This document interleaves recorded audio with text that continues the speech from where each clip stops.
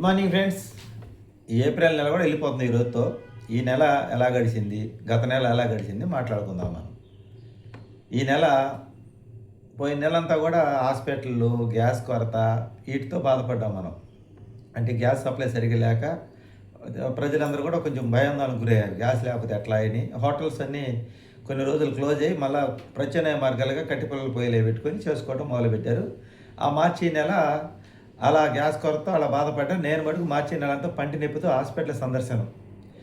ఒంగోలు హాస్పిటల్కి నేను తిరగటం, ఆ తర్వాత నాకు పంటి నొప్పి పోతే ముంబైకి ముందు పంటి నొప్పి అనిపోయి ఆ తర్వాత నాకు రావటం, ఆ తర్వాత నాదే మేజర్ ప్రాబ్లం అవటం, ఆ తర్వాత మా ఆవిడికి మళ్ళీ ఆమె కూడా జనరల్గా చెకప్ చేయించడం, ఆమెకి ఒక పంటి సిమెంట్, పళ్ళు టీత్ క్లీన్ చేయించడం ఇవన్నీ చేసి మొత్తానికి ఎట్టయితే పంటి హాస్పిటల్కి సంబంధించి గత నెలలో 19,000 అదనపు ఖర్చు అయితే పెట్టాం.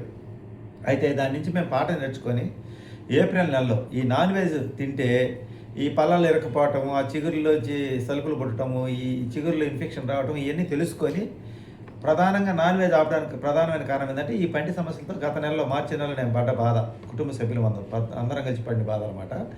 మన నాన్ వెజ్ ఎప్పుడైతే తింటామో ఈ పళ్ళలు ఇరకపోవటం, అవి లాగటం ఇవన్నీ చాలా ఇబ్బంది అనమాట. దానికి తోడు ఇంకోటి ఏంటంటే మాకు ఎవరికి కూడా పరిస్థితులు అంటే గ్రహాలు వ్యతిరేక దిశలో నడుస్తుంది మా కుటుంబ సభ్యులందరికీ కూడా. ఇలాంటి పరిస్థితుల్లో మనం నాన్ వెజ్ తింటే ఇంకా ఆ గ్రహాలకు ఆగ్రహం పెరిగి ఇంకా ఎక్కువ కోపాలు, తాపాలు, గొడవలు ఇవన్నీ జరిగేదానికి అవకాశం ఉందని మేము ఈ నెలలో నాన్ వెజ్ ఆపడానికి ప్రయత్నం చేసాం. ఆపాం, విజయం సాధించాం. 30 రోజులు తిరుపతి పోకుండా ముందు నుంచి ఆపేసాం. మొత్తానికి నెల రోజులైతే నాకు పూర్తిగా గుర్తులేదు, అంతకుముందే ఆపేసాము. పూర్తిగా ఈ నెల మొత్తం పూర్తిగా అయితే నాన్ వెజ్ అయితే మేము ముట్టలా. తిరుపతి వెంకటేశ్వర స్వామి దర్శనం ఈ నెల 6వ తారీఖు ఏడుకొండలవాడ దర్శనానికి మేము బయలుదేరి 9వ తారీఖు ఉదయాన్నే వచ్చాం. ఈ నెలలో మనకి పుణ్యక్షేత్రాల సందర్శనం, పుణ్యక్షేత్రాల వల్ల ఖర్చు అయింది. గత నెల హాస్పిటల్ ఖర్చు కన్నా తక్కువే ఈ నెల ముచ్చట అనమాట. అయితే ఈ తిరుపతి పోయిచ్చి తర్వాత పుణ్యక్షేత్రాల సందర్శించి వచ్చిన తర్వాత బాగుందంటే బాగానే ఉంది. మావిడికి మోకాళ్ళ నొప్పులు తగ్గినాయి. ఆమెకి మేజర్ ప్రాబ్లం అసలు మార్చి నెలలో ఎంపుల్ డాక్టర్ దగ్గర తీసుకెళ్ళాలని ఆలోచన చేసాం. ఈ లోపల మాకు పంటి సమస్యలు వచ్చి ఆ మోకాళ్ళ నొప్పి అనేది ఆగిపోయింది. తిరుపతి పోయి వచ్చిన తర్వాత ఎందుకో తెలియదు, దైవ బలం అనుకోవాలా లేకపోతే మనం ఆహారంలో మార్పులు చేయడం వల్ల అనుకోవాలా, ఏదైతే మొత్తానికైతే ప్రస్తుతానికైతే ఆ మోకాళ్ళ నొప్పులు అయితే అంతగా లేవు, బాగానే పనిచేసుకుంటుంది. ఆ నొప్పులనే మాట అంటాం లేదు మంచి. అంతకుముందు మోకాళ్ళ నొప్పులతో మార్చి నెలంతా మోకాళ్ళ నొప్పులతో విపరీతంగా బాధపడింది.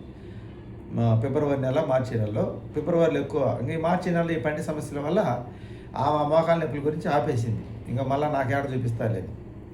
ఇలా మార్చి నెల అలా గడిచింది, ఏప్రిల్ నెల ఇలా గడిచింది. చిన్న చిన్న ఇంట్లో డిస్కషన్లు, చిన్న చిన్న ఆందోళనలు, చిన్న చిన్న గొడవలు తప్పనిచ్చి ఈ ఏప్రిల్ నెల అంతా ఆ ఏడుకొండలవాడ దేవుళ్ళు అంతా బాగానే గడిచిపోయిందనమాట.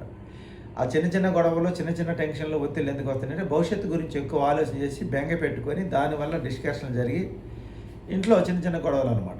అది ఒక విధంగా చెప్పాలంటే కుటుంబ యజమానిగా ఆ గొడవ కారణం నేనే ఎక్కువ డిస్టర్బెన్స్ చేస్తాను ఇంట్లో. ఎందుకంటే భవిష్యత్తు గురించి ఎక్కువ ఆందోళన పడుతుంటాను నేను. ఆందోళన పడటం వల్ల ఇంట్లో వీళ్ళు ఏదైనా కావాలని అడిగినప్పుడు, ఆ చిన్న ఏదైనా మిక్సీ కావాలని అడిగినప్పుడు, లేకపోతే ఇంకేదైనా కావాలని అడిగినప్పుడు ఇంకా నేను భవిష్యత్తు గురించి ఎక్కువ ఆందోళన పడి ఇంక నేను రేజ్ అయిపోతాను. నేను రేజ్ అయ్యానంటే ఇంక ఆగను. ఇంకా నేను ఎక్కడి నుంచి మొదలు పెడతానో ఎక్కడి దాకా ఏంటైతే తెలియదు, మొత్తానికి కుటుంబాన్ని అంతా డిస్టర్బెన్స్ చేసేస్తాను. ఇలా గొడవలు అయితే 2-3 జరిగినాయి ఇంట్లో. అవన్నీ అధిగమించి అది ప్రతి ఒక్కరికి ఉండేది. ఇవన్నీ సమస్యలకు కారణం ఏంటంటే మన చక్కటి ఆరోగ్యం ఉండాలి. ఆరోగ్యం ఉన్నప్పుడు కూడా సరైన సంపాదన ఉండాలి. ఎప్పుడైతే మనకు లోపిస్తాయో ఈ పెరిగే రేట్లలో, పెరిగే ఖర్చుల్లో ప్రతి ఒక్కదానికి భయమే. ఇల్లు మారాలంటే భయము, ఓనర్ గారు రెంట్ ఇస్తారంటే భయము, బస్ ఛార్జీలు పెరిగితే భయము, సరుకుల రేటు పెరిగితే భయం. బియ్యం రేట్ అయితే కరెక్ట్గానే ఉండేవి, కానీ బియ్యం అంతా గత సంవత్సరంతో పోల్చుకుంటే ఇప్పటికైతే బియ్యం రేటు స్టడీగానే ఉండేవి. మిగతా రేట్లు పెరిగినాయి. కూరగాయల రేటు కూడా తక్కువగానే ఉండేవి. ఇంకా నాన్ వెజ్ అంటే మేము ఈ నెలలో ఏం తెచ్చుకోలేదు కాబట్టి వాటి రేట్లు మాకు తెలియదు.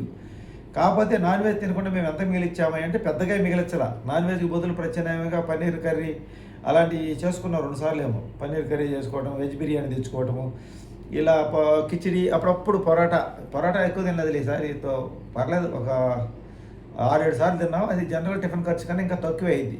జనరల్గా టిఫిన్ తెచ్చుకుని ఎంత అయితే అదే ఎంత అయింది, ఖర్చులో పెద్ద తేడా ఉంది. అది టమాటో సర్వతో తెచ్చుకున్నాం. మరీ పూర్తిగా బిగపడితే కుదరదు అని చెప్పి పొరాటా టమాటో సర్వ తెచ్చుకొని తింటం జరిగింది, కిచిడి అట్టడి.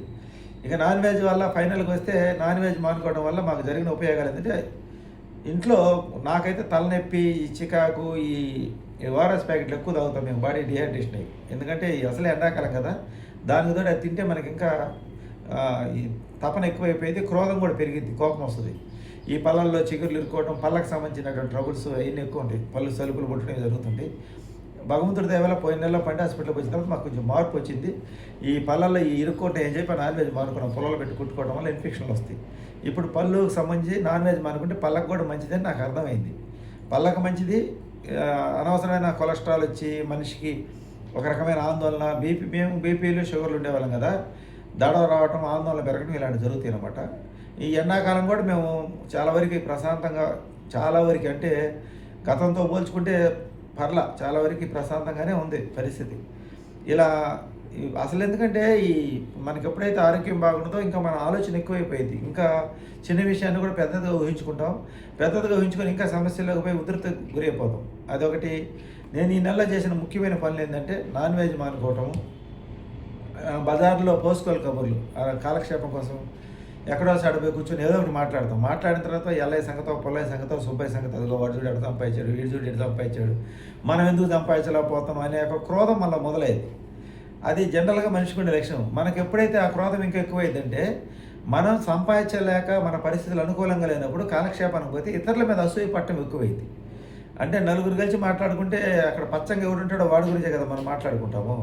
దానివల్ల మనలో అశాంతి పెరిగిపోయి, క్రోధం పెరిగిపోయి, దానివల్ల నిద్రలేని రాత్రులు గడపాల్సి వస్తుంది. ఇది మనం ఖాళీగా ఉన్నప్పుడు చాలా జాగ్రత్తగా ఉండాల్సినటువంటి విషయాలు ఏంటంటే కాలక్షేపం కోసం ఎక్కడ పోయి కబుర్లు చెప్పుకోండి. నేను ఈ నెలలో నాన్ వెజ్ ఎలా పక్కకు నెట్టేశానో, ఈ షాపుల దగ్గర పోయి కూర్చొని వ్యవహారం చేసేది కూడా తగ్గించేశాను. తగ్గించడంగా చాలా వరకు నేను అసలు బయటకు పోవట్లా, నీళ్ళ క్యాన్ తీసుకోవడానికి పోతాను. ఏదో వేరే ఒక షాపులో మటుకు ఈ నెలలో 3 సార్లు 4 సార్లు పోయి కూర్చుని అంతే. అది సింపుల్గా వాళ్ళకి ఇబ్బంది కలిగించకుండా ఒక పావు గంట 20 నిమిషాలు, అంటే పూర్తిగా కట్ చేయకూడదు, నిదానం కట్ చేయాలని. ఇలా మనుషులకు దూరంగా ఉండటం, ఈ ఆహార విషయంలో నియమాలు పాటించటం, ఇవన్నీ కలిసి ఏడుకొండలవాడి దయ వల్ల, ఆ వెంకటేశ్వర దయ వల్ల మాకు గ్రహాలు అయితే అందరికి వ్యతిరేకంగానే ఉండేవి. మేమంతా దాన్ని చూసుకుంటున్నాం, మా అమ్మాయి దానివల్ల ఈ గొడవలు జరుగుతున్నాయి. కానీ ఇలాంటి పరిస్థితుల్లో కూడా మేము చాలా వరకు భగవంతుడి దయ వల్ల, దైవబలంతో ప్రశాంతంగా ఉండగలిగామంటే దైవనామస్మరణ ఎక్కువ జరుగుతుంది ఇంట్లో. అంటే శ్లోకాలు ఎక్కువ పెడుతున్నారు, ఉదయం పూజలు చేయడం ఇవి జరుగుతున్నాయి అన్నమాట. వీటి వల్ల మాలో నిదానంగా కొద్దిగా ఈ ప్రతికూల శక్తి నుంచి అనుకూలంగా మార్చుకునే పరిస్థితికి వస్తుంది. ఈ నెల అయితే మొత్తానికైతే ఇలా జరిగిపోయింది. ఇక బడ్జెట్ ఖర్చులకు వస్తే ఖర్చులు చెప్పను. ఎందుకు చెప్పనంటే అవి చెప్పిన కానీ చాలా విమర్శలు వస్తుంటాయి. ఖర్చులు ఎంత అయిందని చెప్పను, కానీ గత నెలతో పోల్చుకుంటే ఖర్చు మటుకు ఒక 6,000 రూపాయల ఖర్చు అయితే తగ్గించగలేవు. గత నెలతో పోల్చుకుంటే ఈ తిరుపతి దేవస్థానాలు అన్నీ తిరిగి వచ్చినప్పుడు కూడా గత నెల మీద ఈ నెలలో ఒక 6,000 రూపాయలు అయితే ఖర్చు అయితే తగ్గింది. అది నాన్ వెజ్ మానుకోవడం వల్ల అయితే నేను లెక్క రాస్తే 1,000 రూపాయలు అయితే ఖర్చు తగ్గించగలిగాము. ఆ 1,000 రూపాయలు మాత్రమే నేను దేంట్లో అయితే మానుకున్నానో ఆ 1,000 రూపాయలు కావాలని నేను కొద్దిగా రోజుకి 10, 20, 30 రూపాయలు ఎంత ఖర్చు తగ్గించినా ఆ డబ్బులు నేను ఫోన్పేలో గోల్డ్కి పెట్టుబడి పెట్టడం జరిగింది. Daily investment. అది ఇన్వెస్ట్మెంట్ డైలీ అంటే ఆదాయం ఏమైనా వచ్చిందంటే ఆదాయం ఎవరాల 70 రూపాయలు నష్టం వచ్చింది ఈ నెలలో.